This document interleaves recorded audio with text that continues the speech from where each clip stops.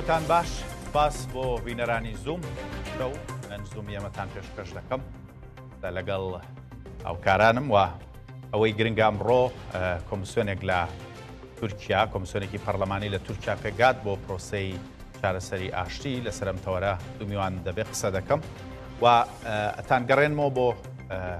نزیکەی ساڵێک پێش ئێستا کە لە پەرلەمانی تورکیا لە تەوقەیەکی دەوڵەت باخچەلی سەرۆکی پارتی مەهەپە لەوێ پرۆسەی ئاشتی دەستی پێکرد و پرۆسەی ئاشتی قۆناغ بە قۆناغ لەو کاتیش ڕایگەیان کە پێویستەوە جەلان بێتە پەرلەمانی تورکیا خەبات بکە پەکەکە چەک دابنێ. ئەم پرسانە نزیکەی ساڵێک پێش ئێستا ڕۆیانداوە. دواتر پرۆسەی ئاشتی قسە و باس بوو بە ڕۆژەفی تورکیا و ئەوەی گرنگ بوو پرۆسەکە بەجددی سەرەتا دەوڵەت باخچەلی وەکو هاوپەیمانێکی ئاک پارتی کە بە سەرۆکاتی سەرۆکۆماری تورکیا ئەردۆغان سەرۆکاتی دەکرێت. پرسەکە چووە پێش سەرەتا دەوڵەت باخچەلی زۆر قسەی لێ کرد. ئەردۆغان لە ئەکرێ بڵێم لە دوو مانگی سەرەتاش خۆی لە قسەکردن لەسەر و بابەتە پاراست هەر قسەی لەبارەوە نەکرد. دواتر پرسەکە بە جۆرێک بوو بە ڕۆژەف کە زۆربەی ئەو پارتانەی کە لە نێو پەرلەمان بوون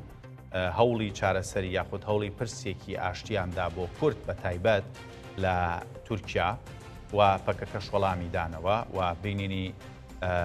با بڵێم عەبدوڵڵا ئۆجەلان لە ئیمراڵی دەرگای ئیمراڵی کرایەوە و سەرۆکایەتیەکانی دەم پارتی لە پەرلەمان پرسەکەیان بە جددیتر وەرگرت و هەنگاوی باش نراوە تا ئێستا و دواتر داواکرا لەلایەن عەبدوڵڵا ئۆجەلان سەرۆکی زیندانی کراوی پارتی کرێکارانی کوردستان چەک دابنرێ پەکەکە لە قەندیل چەک دابنێت خەباتی چەکداری کۆتایی هات پێویستە لە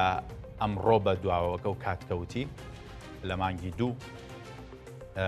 لەمڕۆ بە دواوە پرسی سیاسی یاخود پرسی چەکدانان لەلایەن پەکەکەەوە جێبەجێ بکرێت و پەکەکە بێتە ناو خەباتی سیاسیەوە لە بری خەباتی چەکداری. دواتر پەکەکە کۆنگرێ خۆی بەست بڕیاری چەکدانانی دانا. ئەم پرسانە هەتا ئێرە هاتوون دواتر چەکەکانیان سووتان 30 کەس لە ئەندامانی پارتی کرێکارانی کوردستان هەتا ئەوەی ئەمڕۆ کۆمسیۆنێک دروست بوو یاخود کۆمسیۆنەکە ئەمڕۆ یەکەم کۆبوونەوەی کرد. کۆمسیۆنەکە بە هەموو پارتەکانی ناو پەرلەمان جگە لە ئی پارتی پێک هات و بڕیار بوو بە 51 ئەندام کۆمسیۆنەکە پێک بێ بەڵام بوو بە 48 ئەندام سێ کورسی یاخود سێ ئەندامی پارتەکانی پارتی بەشداریان نەکردو. کۆمسیۆنەکەی کە پێگاتۆم ڕۆ یەکەم کۆبوونەوەی کردووە کۆبوونەوەکەیان نزیکی سێ کاتژمێری خایاندووە. ئەوەی کە گرنگ بوو لە ناو کۆمسیۆنەکە یەکەم کۆبوونەوەی بوو تاوتوێی ناوی پرۆژەی یاخود پرسی ئاشتی بۆ تورکیا کە لەلایەن دەم پارتیەوە پێی دەگوترێت و لەلایەن ئاک پارتی و پارتی مەهەپەشەوە پێی دەوترێت تورکای بێتیرۆر. ئەم ناوە ئەکرێ بڵێم قسەی زۆر هەڵگرت و ئەوەی گرنگ بوو ئەمڕۆ بڕیاردراوە لە ناوەکەی 4 پێشنیار هەبوو بۆ ناوەکەی ئەوەی کە تورکای بێتیرۆرە کە پێشنیاری ئاک پارتی بووە خراوەتە دەرەوە بۆی دەنگدانی لەسەر نەدرێت هەر ئێستا ناوەکە گۆڕاوە لەلایەن ئەو سێ پێشنیارەی تر کە هەرسێکیان تێگەڵ کێش کردووە بە ناوی کۆمسیۆنی پاڵپشتی و برایەتی و دیموکراسی نیشتیمانی لە تورکیا. کۆمسیۆنەکە بەم جۆرە بەشداری یاخود پرسی ئاشتی لە تورکیا دەکات و کاری ئەم کۆمسیۆنە بەرەو پێشبردنی پرسی ئاشتی تورکیا بۆ بە یاساییکردنی لە نێو پەرلەمانی تورکیا و ئەو ئەندامانەی کە لە ئەم کۆمسیۆنەی پەرلەمانی تورکیا بەشدارن پارتی دادوگەشەپێدان یاخود ئاک پارتی 21 ئەندامی هەیە و پارتی گەلی کۆماری جەهەپە 10 ئەندامی هەیە دووەم پارتی گەورەی ناو پەرلەمانە و پارتی یەکسانی و دیموکراسی گەلان دەم پارتی 4 ئەندام و پارتی بزوتنەوەی ناسیۆنالیست مەهەپە ئەوش 4 ئەندام و ئی پارتی 3 ئەندام کە بەشدار نەبووە و هاوپەیمانی یەنیۆل لە 3 فراکسیۆن پێگاتون 3 ئەندام بەڵام ئەوانیش دیارە بەشدار نەبوون. ئەوەی کە ئەمڕۆ کردی کۆمسیۆنەکە یاخود لە کۆبوونەوەکەی بڕیاری داوە یەکەم جار ناوی ئەم تورکای بێتیرۆری گۆڕیوە بۆ کۆمسیۆنی پاڵپشتی و برایەتی و دیموکراسی نیشتیمانی کە لە سێ پێشنیارەکەی تر یاخود وەکوتم 4 پێشنیار بووە 3 پێشنیارەکەی تر تێکەڵ کێشکراوە ئەم دێڕیان لێ دروست کردووە تورکای بێتیرۆر لەلایەن دەوڵەت باخچەلی یاخود ئەردۆغانەوە کە باس دەکرا ئیتر ئەو ناوە نەما کۆمسیۆنەکە بەم ناوەوە کارەکانی دەکات بۆ بەیاساییکردنی پرسی ئاشتی لە پەرلەمان و دواتریش سەوباز لەسەر دەستور و مادەکانی دەستور بە تایبەت ئەو مادانەی کە دژینەتەوەکان بە تایبەت کوردیش مادەی 88 کە زۆر قسەی لەسەر دەکرێت کەویش مادەیە کە دەڵێ هاوڵاتیان یاخود هەر کەسێک لە تورکیا بۆ تورکە کورد نییە یاخود ئەرمەن نییە کە ئەم پێکاتانە لە تورکیا هەن. ئەمڕۆم کۆمسیۆنە پێگاتووە بڕیار وایە دوای ئەم کۆبوونەوە هەشتی مانگ ڕۆژی هەینیش کۆبوونەوەی داهاتوو بکەن. کۆمسیۆنەکە ڕاپرسی دەکات لەناو خەڵک و لەگەڵ هاوڵاتیان دەدوێت لەسەر پرسی ئاشتی لەسەر پرۆسەی ئاشتی و هەندێک پرسیاری گرنگ داکەنە ڕۆژەف لەلایەن ئەو ئەندامانەی کۆمسیۆنەوە و پەرلەمان هەڵە نەبم ناچێتە خولی هاوینە یاخود خولی پشووەوە لە بەرەوەی تاوتوێی ئەم پرسە دەکەن و دواتریش دەستور هەموار دەکرێت کە ئامانج لە هەموارکردنەوەی دەستور ئاک پارتی بە هاوبەشی یاخود بە هاوپەیمانی لەگەڵ مەهەپە دەستور هەموارەکەنەوە بۆ خولی سێمی سەرۆکایەتی پەرلەمان کە ئەردۆغان بتوانێت خۆی هەڵبژێرێتەوە دەستاری مادە دەستوریەکانەکەن کە تا ئێستاش 5 جار دەستوری تورکیا هەموار کراوەتەوە. ئەم هەموارکردنەوانە وەک خۆیان دەڵێن مووی لە بەرژەوەندی ئەو کەسانە بووە کە کودەتایان کردو یاخود ئەردۆغان بە دەستوری کودەتاچیەکان ناوی دێنێ ئێستا هەم لە بەرژەوەندی تورکیا وەک خۆی دەڵێ و هەر لە بەرژەوەندی خۆی بۆ هەڵبژاردنەوەی خولی سێمی وەکو سەرۆکایەتی دەتوانێت دەستور هەموار بکاتەوەش بە پاڵپشتی دەم پارتی کە پارتێکی کوردیە لەوێ. سەوباس لەگەڵ دوو میوانم دەکەم. محمود بۆز ئەرسەلان ڕۆژنامەنووس لە ئامەدی پایتەختی باکووری کوردستانەوە لەگەڵما لە پایتەختی باشووری کوردستانی یاخود هەرێمی کوردستانەوە هێ من خۆشناو نووسەر و شارەزای کاروباری تورکیام لەگەڵ دەبێ. سەرەتا کاکێ من پێم وا بێ ئامادە نییە دەچمە لای محمود بۆز ئەرسەلان. کاک محمود سڵاو لێبێ دەم باش هیوادارم زۆر باشبی. ئەمڕۆ کۆمسیۆنەکە کۆبوونەوەی یەکەمی خۆی ئەنجامدا. ئەوەی گرنگە پرسەکان بەو ئاراستێن کە لە بەرژەوەندی کورد بێ لە ناو کۆمسیۆنەکە یاخود پارتەکانی نێو کۆمسیۆنەکە بە هەندێک داواکاری دەمپارتی ڕازی نابن وەکەوەی کە ناوی کۆمسیۆنەکەم ڕۆگۆڕاوە و پرسی زیندانیانی سیاسی و ئەو تەوەرانی تریش کە قسەی لێکرا دەچێتە با بڵێن بە یاسایی دەکرێت لە پەرلەمانی تورکیا.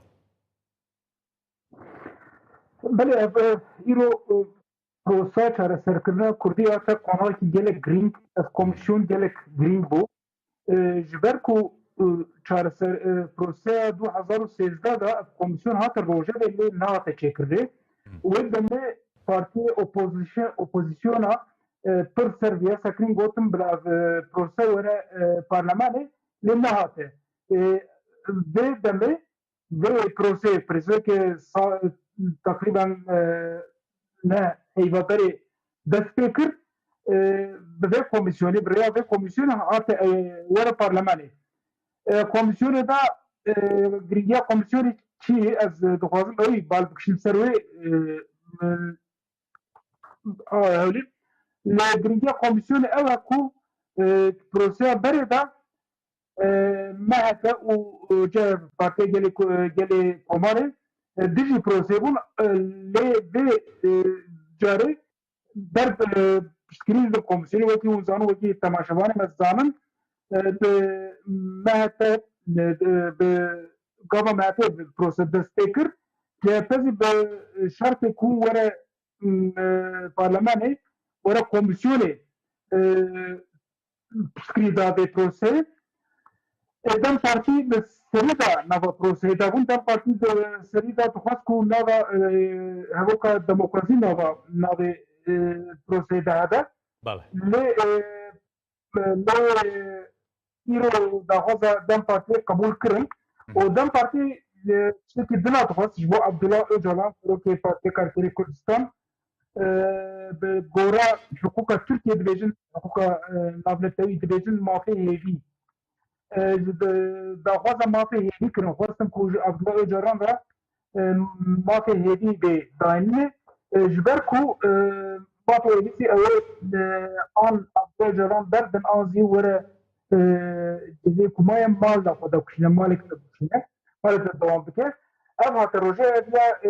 ji bo bayazî ew ê rojê pêş de komisyon biryarek bigire an biryarek bistîne bişîne parlamenê komisyon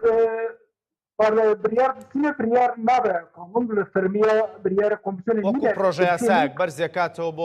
بۆ بە یاساییکردنی لە پەرلەمان ئەمەی کە ئەمڕۆ وزەرا ئەکرێ ئومێدێکی لەسەر هەڵبچنین یاخود ئومێدێکمان پێی هەبێ کە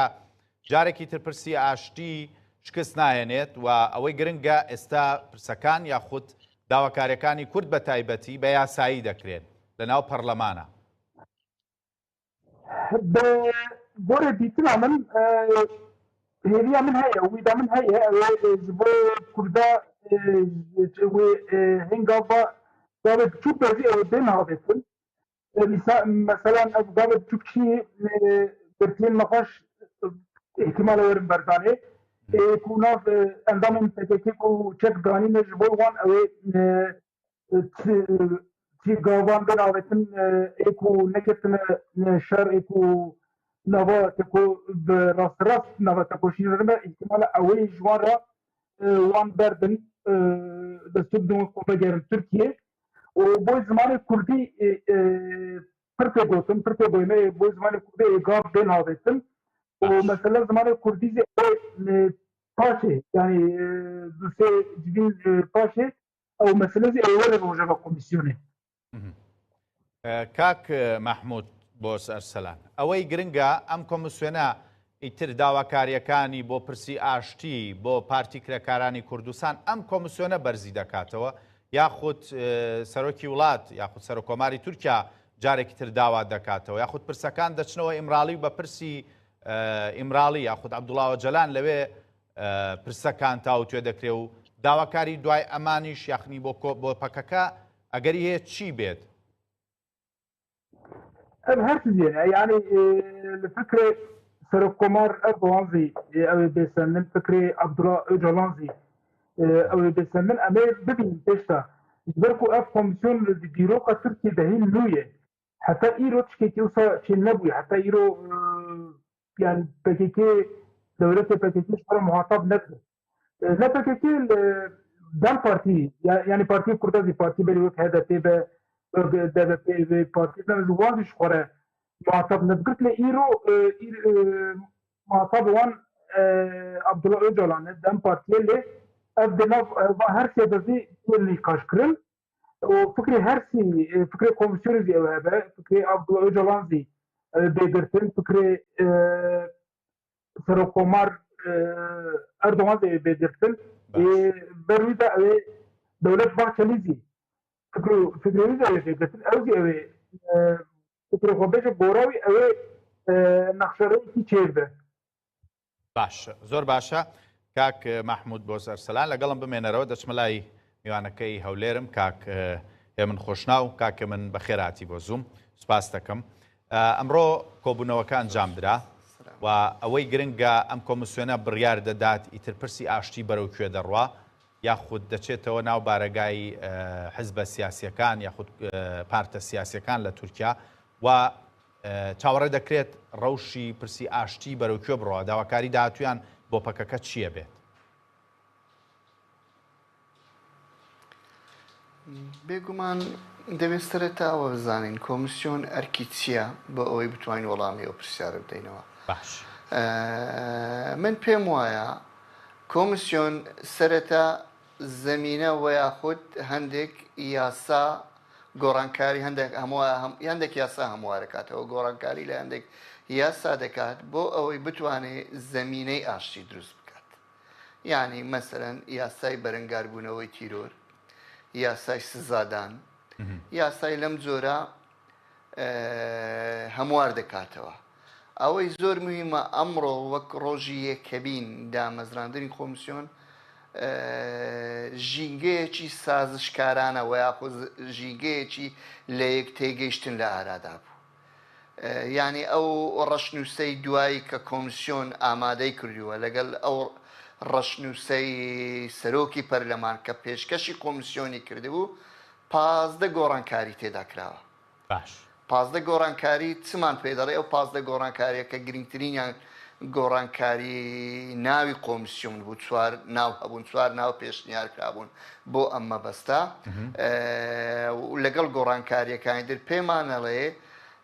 ژینگەیەکی وا ئامادە کراوە بۆی ئەوەی لە یەک تێگەیشتن هەبێتن، بۆ ئەوەی هەموو دەنگ و ڕەنگەکانی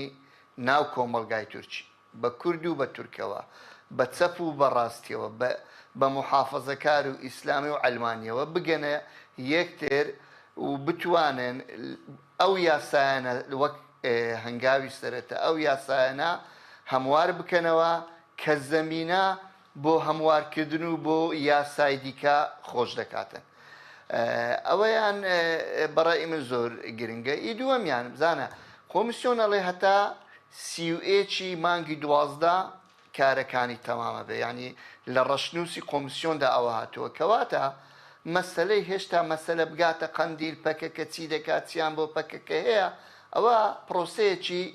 دەم درێژە. ینی پەکەکە لە هەنگاوی یەکەمدا ئەوەی لەسەری بوو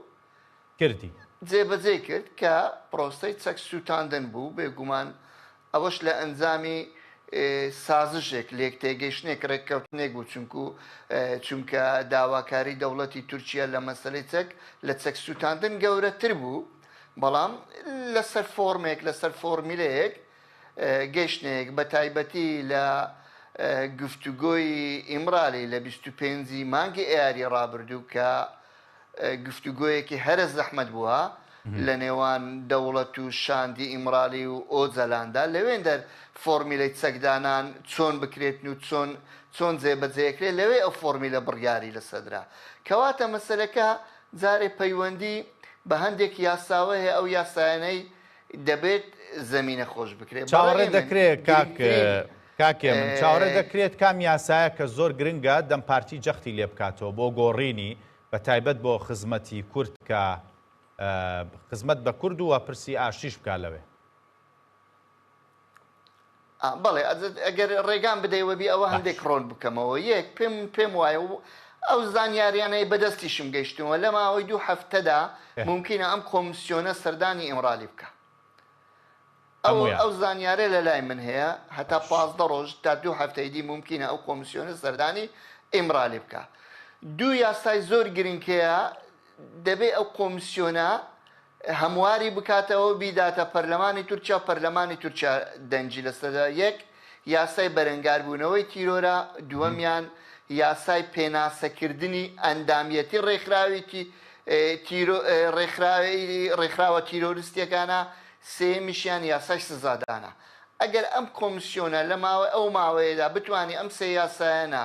هەموار بکاتەوە، کەواتە زەمینەی گەیشتن بە ئاشتی و زەمینەی پێشخستنی پرۆسەکە لە ڕووی یاساییەوە زۆر لەبار دەبێت. ئەوەی ئەمڕۆ کۆمیسیۆن کردی ڕوێچکەی بەڕای من زۆر گرنگەیە. ئەو دیوار و ئاستەنگە دەرونیانەی هەیە دەشکێنێت. بەست چییە لە دیوار و ئاستەنگی دەرونی سایکۆلۆژی؟ یعنی کۆمەلگا بە کورد و تورکەوە لەسەر ئەم پرۆسەیە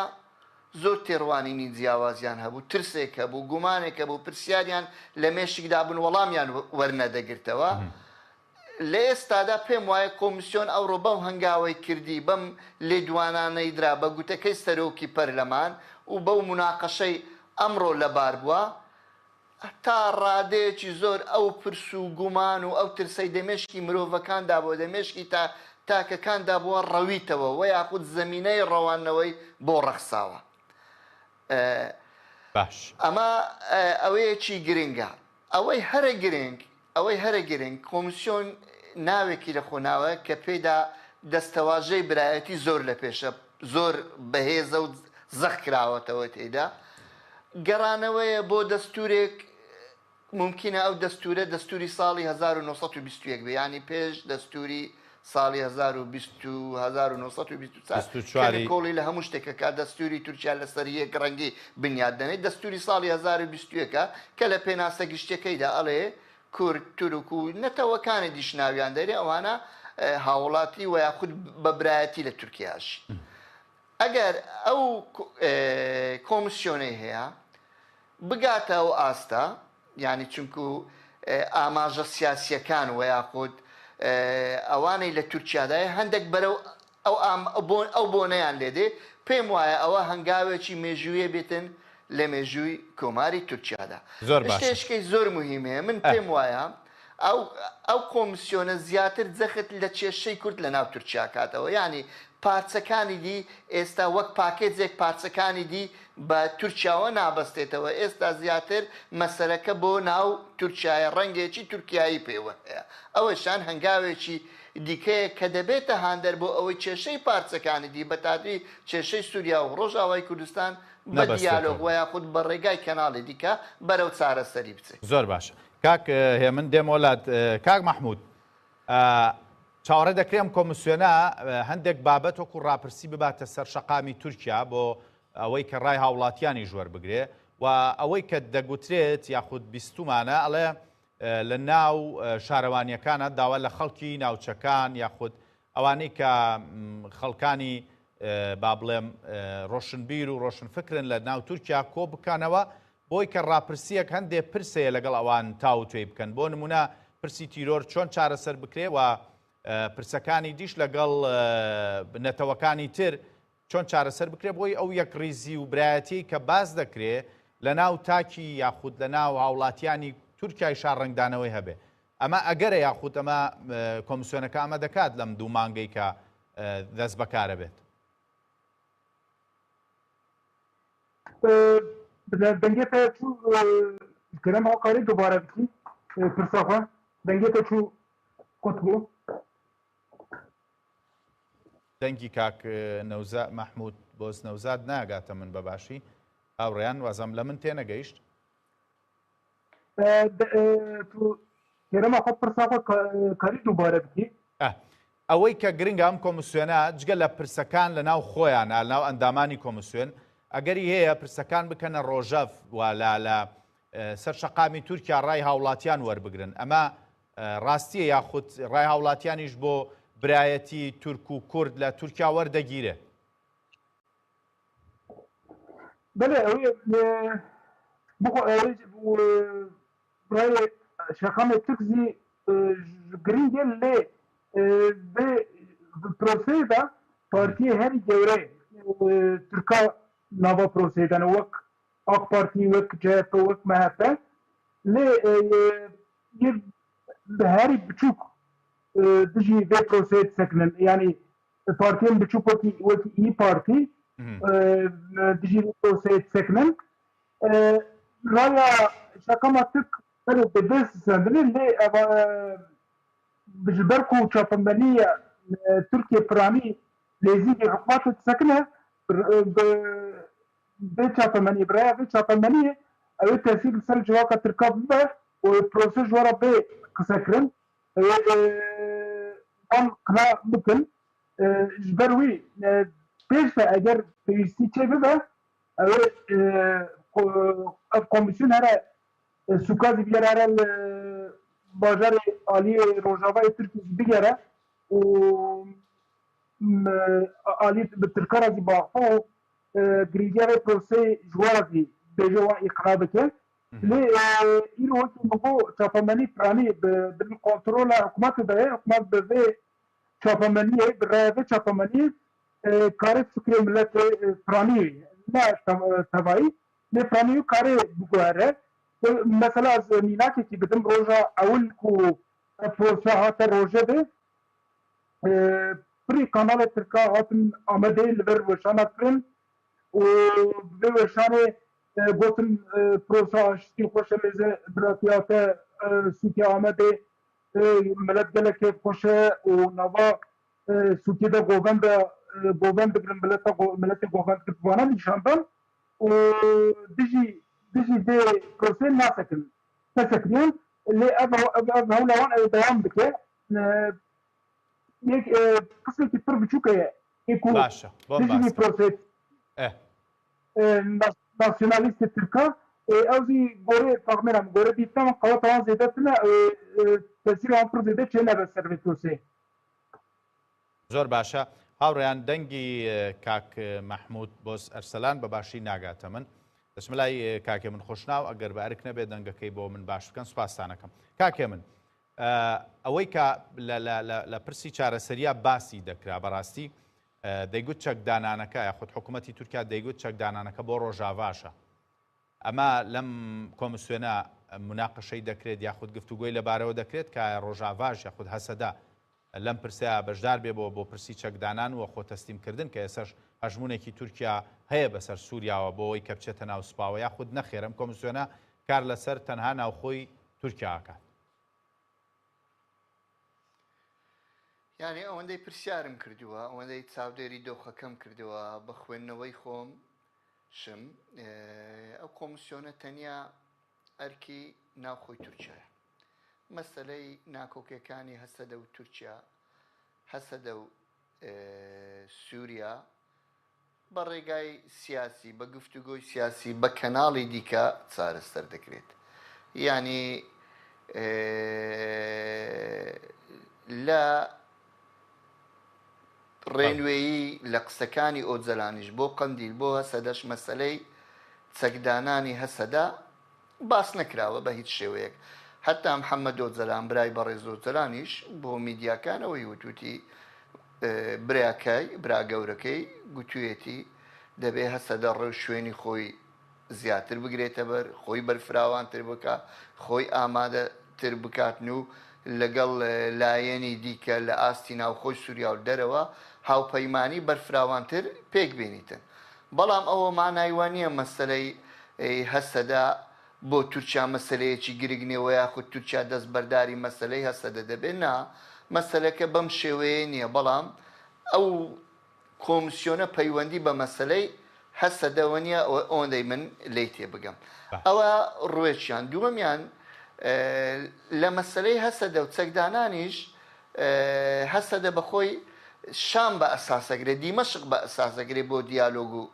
دانوستان. ئەڵێ من کێشەمان لەگەڵ تورکیانە پێمان باشە علااقاتمان لەگەڵ تورکیای بێ ئێستاش علااقاتمان لەگەڵ تورکیای باشە کەناڵی ڕاستە و خۆ هەیە بە ڕاستە خۆ قسە ئەەکەین. بەڵام ئێمە کێشەمان لەگەڵ دیمەشقە دەمانەوێت کێشەکەمان لەگەڵ دیمەشق چارەسەر بکەین. بە تایبەتی لە 2 ڕۆژی ڕابردوودا بەڕێز مەزلوم کۆبانی لە دیمانەکانی هەم لەگەڵ باوەڕم هاوار بوو یەکیان دەستگایەکی کەش بوو ناوەندێکی کەش بوو جەخت لەو لایەنە ئەکاتەوە ئەڵێ ئێمە لەگەڵ دیمەشق کێشەکەمان چارەسەر دەکەین و دەمانەوێ بۆ چارەسەری لەگەڵ دیمەشق ڕێک بکەوین. بەڵام دیسان نکۆڵی لەوە ناکە کە پەیوەندیەکانیان لەگەڵ تورکیا پێش دەکەون. بە هەمان شێوە مەزلوم کۆبانی چ دەڵێ دێمە دەمانەوێت تورکیاش بێتە ناو پرۆسەی دانوستاندنی ئێمە و دیمەشق چۆن پێش ئێستا داوای کرد سعودیا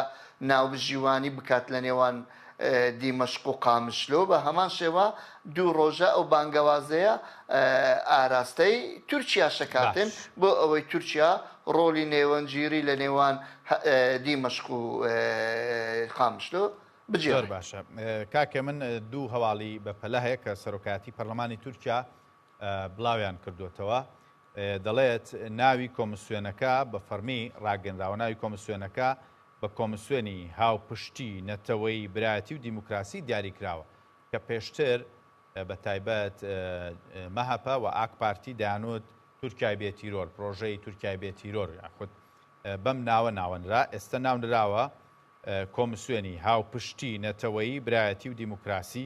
بەم جۆرە دیاریکراوە. سەرکاتی پەرلەمانی تورکیا دەڵێت کۆبوونەوەکەی داهاتووی کۆمسیۆنەکە هەشتیا بەڕێوە دەچێت دواتە وەکو ئاماژەمان پێدا ڕۆژی هەینی کۆبوونەوەی دووەمی ئەم کۆمسیۆنە دەکرێت کۆ لە هەموو ئەو پرسی چارەسەرانەی کە پێشتر هاتوونەتە بوون کۆمسیۆنێکی لەم جۆرە لە پەرلەمانەوە دروست نەبووە هیواداری نەما بگاتە ئامانج وە بە دیێنانی مافەکانی کورد لەوێ. کاک هێمن ئەوەی گرنگە ئێستا ناوی کۆمسیۆنەکە بە فەرمی ڕاگەنراوە و لە ناو کۆمسیۆنەکەش زۆربەی پارتەکان هەیە بە تایبەت ئەگەری پارتێک جەهەپەیە پارتێکی کرێ بڵێم ئۆپۆسیۆنێکی گەورەی ناو پەرلەمانی تورکیایە گەورەترین ئۆپۆسیۆنە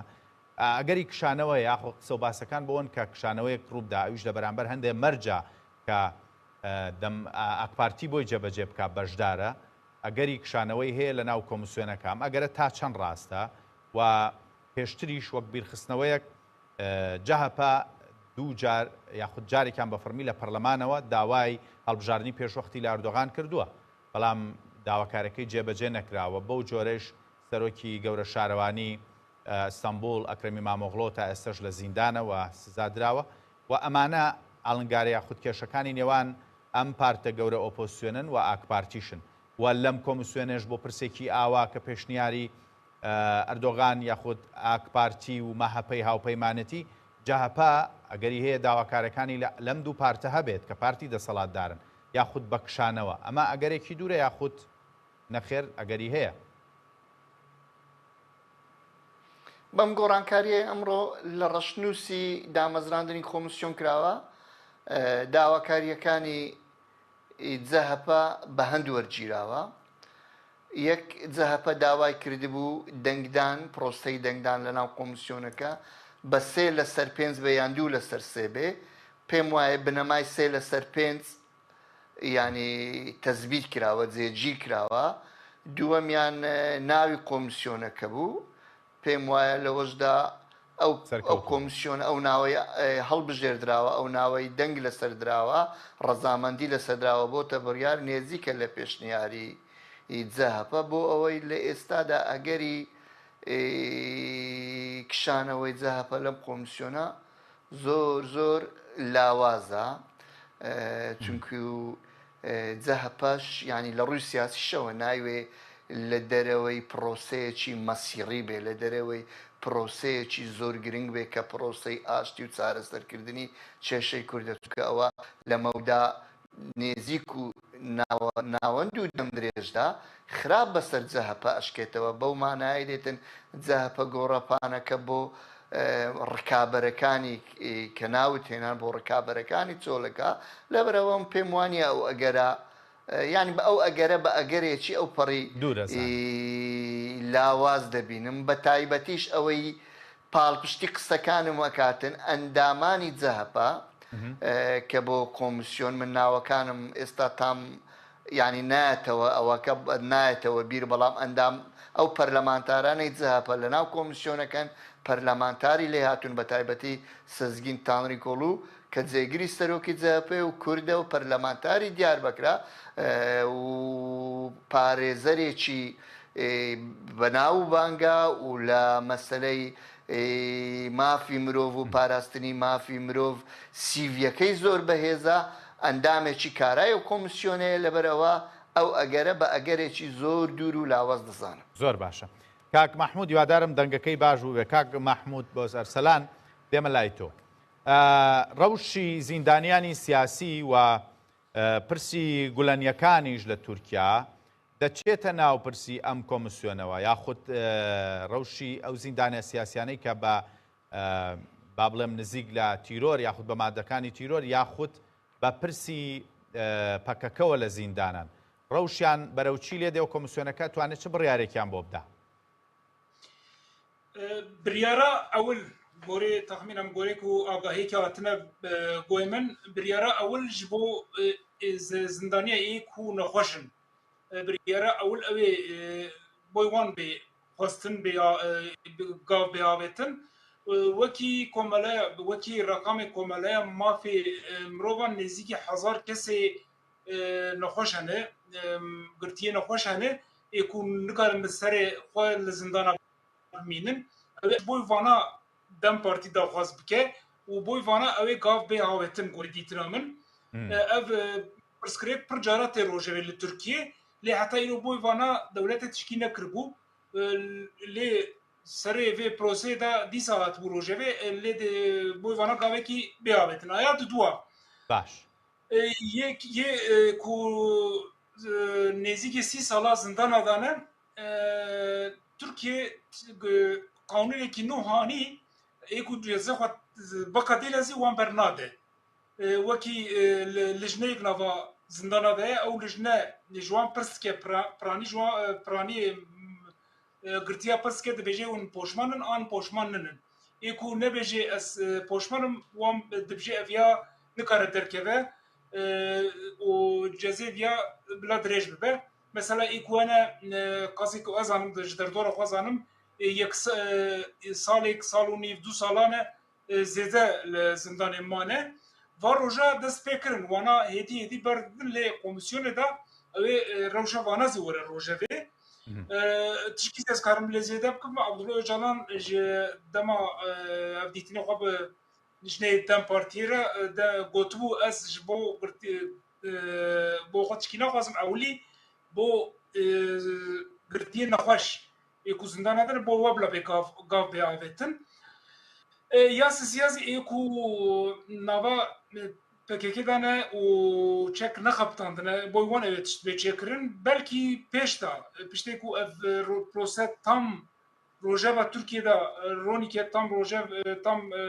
roj ava û rojelatê Tirkiye vê proseyê qebûl bike piştî wê de belkî ihtimale efekî berfireh were rojevê û pirê girtiyan bên berdanê lê ev demekî dirêj dixwaze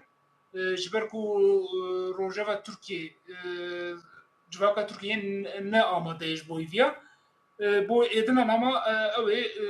nêz de gav bên avêtin gorê dîtnamin ber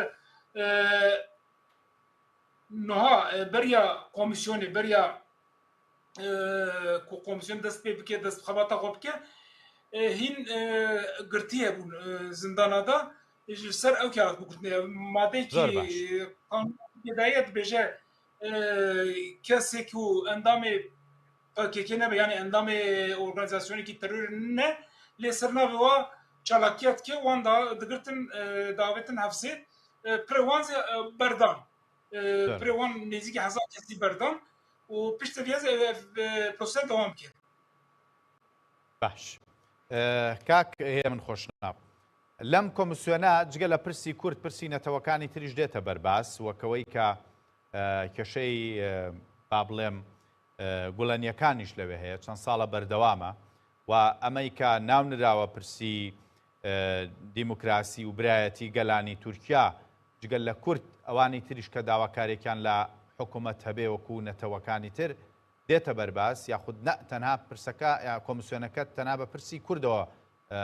با بڵێن گفتوگۆ دەکا و سەرقاڵە بێ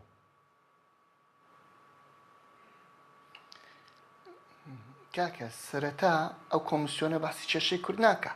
باش بە هیچ شێوێک باسی کێشەی کورد ناکە چی دەکا ئەوی هەندێکی یاسا هەنا ئەو یاسایەنە هەموارەکاتەوە گۆڕانکاریان بەسەردادێنی لەو یاسایەنە زۆر کەس زۆر لایەن سوودمەند دەبن ینی لە سەرەتا مەسەرەن پێش ئێستا چەندین زیندانی سیاسی نەخۆش نازانم چی ئەوانە ئازاد کران بەڵام ئەوە وەک نیەت پاکی بوو وەک هەنگاوێکی سیاسی بوو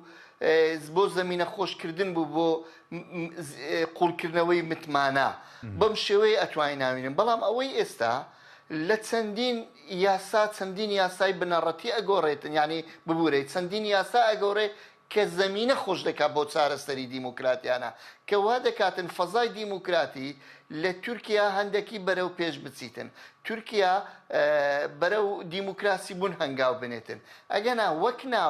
ناوێک ناینێتن من پێم وتی یاسای بەرەنگاربوونەوەی تیرۆر هەموارەکاتەوە یاسای سزادان هەموارەکاتەوە یاسای پێناسەکردنەوەی ئەندامیەتی لە ڕێکخراوێکی تیرۆری پێناسە ئەکاتەوە ینی ئەو بەو شێوەیە ئەوا بیتن بەڵام لەگەڵ ئەوەشدا تۆ باسی بزوتنەوەی گوڵێنت کرد ممکنە لە سەرەتادا لە هەنگاوی یەکەمدا لەگەڵ ئەو هەموارکردنەوەیە هەندێک مادە بخەنە ڕوو بۆ ئەوەی ئازادکردنی گولەنیەکان و یاخود ئازادکردنی ئەو کەسانەی بە ناوی بزوتنەوەی گولەن دەستگیر کراون یا سزادراون بێ بەش بکەن لەم گۆڕانکردنە لەوانەیە بۆ ئەوە هەنگاوێکی وە بنێن من پێش ئێستا لەگەڵ چەند سیاسێک و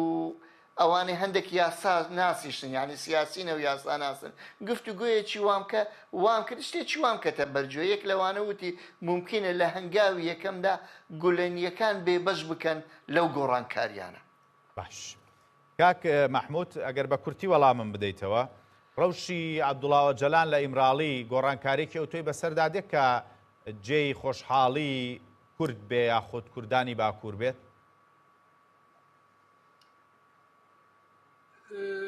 تێنەگەشتم دوکارە دووبارە بکەی ڕەوشی عەبدوڵاوە جەلان لە ئیمراڵی گۆڕانکاریەک دروستە بێت کە جێی دڵخۆشی کوردانی باکوور بێ یاخود کوردانی چوارپارچەی کوردستان بێ وەکو ئازادکردنی یاخود گۆڕینی شوێنی مانەوەی یعنی گواردن ڕەوشە عەبدوڵاوە جەلانش بۆ کووردا gelek گرینگە gelek مێنە ji ser hestin derûniya wan de ew ê ser derûniya proseyê de ew ê tesîrekî erenî bike Kurdên Bakur wê pê dilxweş bin wê pir kêfa wan bê ji bo guhertina rewşa Abdullah Cavan yani ew dixwazin ku piştgirî didin PKK piştgirî didin Abdullah Cavan dixwazin ku serbest were berdan lê bo şert û mercên Tirkiye îro serbest berdana wî zehmet e lê derketina wî malêzî têkiliya wî derve zêde bibezî ew jî ji bo Kurda ji bo Kurdê Tirkiye kêfxweşiyekê زۆر باش کاک هێمن خۆشناو ئەکەمە دوا پرسیارەمە بۆ تۆ ئەگەر پرسێکی لەم جۆرە بێتە بوون وەکو ئازادکردنی زیندانیانی سیاسی دوور نییە عەبدوڵاوە جەلانیش لەم گفتوگۆیە ئەکرێ بڵێم ئازاد بکرێ یاخود بە جۆرێک بێ کە سەردانیکانی لە ئیمراڵیەوە بگوازرێتەوە بۆ شوێنێکە لەژێر چاودێریە بێ وەک خۆیان پێشتری شوێنیان دەکرد هەنێ شرۆڤەکاری سیاسی کە دەبێت ئۆجەلانیش بە ئازادانە یاخود سربەست بکرێ لەوەی کە کێ سەردانی دەکا و دەچێت ئەم ڕۆشۆنە توندەی بۆ مانەوەی ئۆجەلان لە ئیمراڵی نەمێنێت لە سەرەتای دەستپێکردنی ئەم پرۆسەیە بە قسەکانی دەوڵەت باخچەلی باوەڕەم لە 22 مانجی 11 ساڵی ڕابردووە باسی مافی هیوا ئەکا کە لە پرەنسیپ و پێوانەکانی مافی مرۆڤی یەکێتی ئەوروپادا هەیە یانی لەوێن دەرەرێ ئەگەر ئۆجەلان بێتە پەرلەمان و بڵێ بە من پەکەکەم هەڵۆشاندەوە یان پەکەکە چەک دابنێ ئەو دەمی ئۆجەلان مافی هیوا دەگرێتەوە لە گفتوگویەکانی ئەم دوایەشدا ینی سیاسیەکانی باکووری کوردستان ئەوانەی ڕەبتێکیان لەگەڵ ئیمرالی هەیە بەو شێوەیە سەیری مەسەلەکەنەکەن ئەرێن بەڕێ زۆر جەران چەندین جارەوەی دووپات کردووە من بە دوای ئازادی شخصی خۆم ناکەوم بۆ من ئەوەی گرنگە پرۆسەکە سەر بکەوێ بۆ من ئەوەی گرنگە مەسلەی ئاشتی بەرقەرار ببێ مەسلەی دیموکراسی پێش بکەوێتن بەڵام بێگومان میوانە کەشت ئاماژەی پێکرد گۆڕانکاریەک لە دۆخی زیندانیکردنی ئۆجەلان متمانە بە پرۆسەکە بەهێزترەکە کاریگەریەکی ئەرێنی لەسەر تاکی کورد کۆمەلگای دیموکراتخوازی تورکیادا دەبێتن و ئاماژەیەکی زەق دەبێت بۆ ئەوەی پرۆسەکە ئەم جارە بەرەو پێش دەڕواتن و پرۆسەکە ئەم جارە چارە نووسێکی جیاوازترێبی لە پرۆسەکانی پێشتر بەڵام ئەوە پەیوەستە بەو دۆخەی هەیە ئێستا ئەوەی کۆمسیۆن چەند بەرەو پێش دەچیتن چۆن بەرەو پێش دەچی ڕنگدانەوەکان چۆ دەبن لەوەش زێدەتر مەسلەی ئۆجەلان بەڕێی من پەیوەستە بە ڕکابەری پارتە سیاسەکانی ناوخۆی تورکی زۆر باشە مەسەلەن چۆن لەوانەیە بەڵێ زۆر سپاس دەکەم کاکێ من کاتم نەماوە سپاس بۆ بەشداریکردنت زۆر سپاس بۆ کاکێ من خۆشناو و نووسەر و شارەزا لە کاروباری تورکیا و سپاس بۆ مەحموود بۆس ئەرسەلان ڕۆژنامە نووس لە ئامەدی پایتەختی باکووری کوردستانەوە لەگەڵم بوون زۆر سپاسانەکەم سپاس بۆ ئێش کە بینەرمامون خواتانەکەم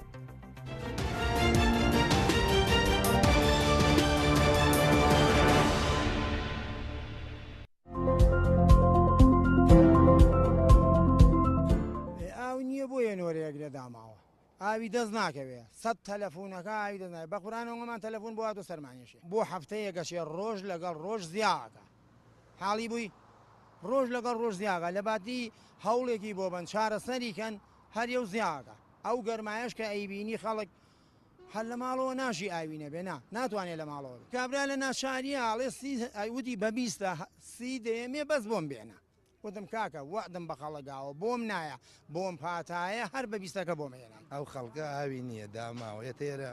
وازانێمە لە قەسی بۆی نابین بەس بەری ناکەوێت بە قورعان بە 2 ساعت و نیو بۆ 3 ساعتن گەریاومان بەرەکەوێت بەخوا سەعات 3 شەو نەفەرات و دەم شەمع بۆ ئاو وجودی چۆڕ ماو نیە ساعت 7 شەمع کراوە دۆ چی بۆکەی وەڵی شوێن نیەتی چوارچرا لە چوارچراوە ئاوی نییە کانیبان نیەتی کازیوە نیەتی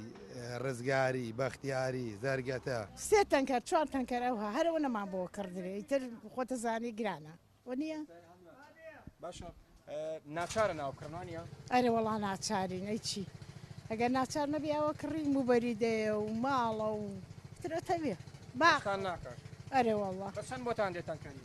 وڵای تەنکەری ئێمە ئەم تەنکەرانە بە 15,000 هێنن بەس گەورەکان بە 25 جوابزانم وڵای برا ئاوەکەمان زۆر کەمە زۆر